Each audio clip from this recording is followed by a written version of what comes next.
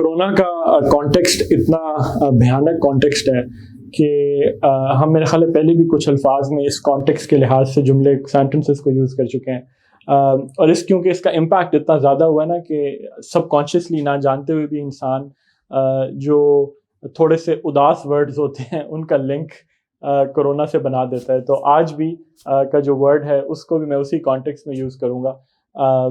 जब ये कोविड की वजह से जो इकोनॉमिक रिसेशन आया है, जो इकोनॉमिक डिप्रेशन आया है, उसमें बहुत लोगों के ख़ास तौर पे यंग स्टूडेंट्स के, ग्रेजुएट्स के करियर प्रॉस्पेक्ट्स पर एक बड़ी उस पर बड़ा एक नेगेटिव इम्पैक्ट हुआ है।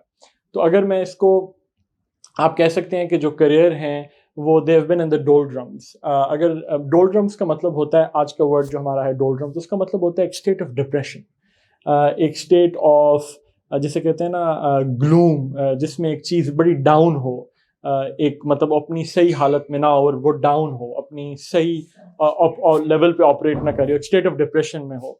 तो जैसे मैंने सेंटेंस में यूज़ किया, आप कह सकते हैं कि ड्यूरिंग द पैंडेमिक या बिकॉज ऑफ द पैंडेमिक या because of corona virus his career was in the डोलड्रम्स। उसका करियर जो था वो एक स्टेट ऑफ उस स्टेट ऑफ डिप्रेशन में था, it was in the state of being down, it was in a state of डोलड्रम्स, it was in डोलड्रम्स।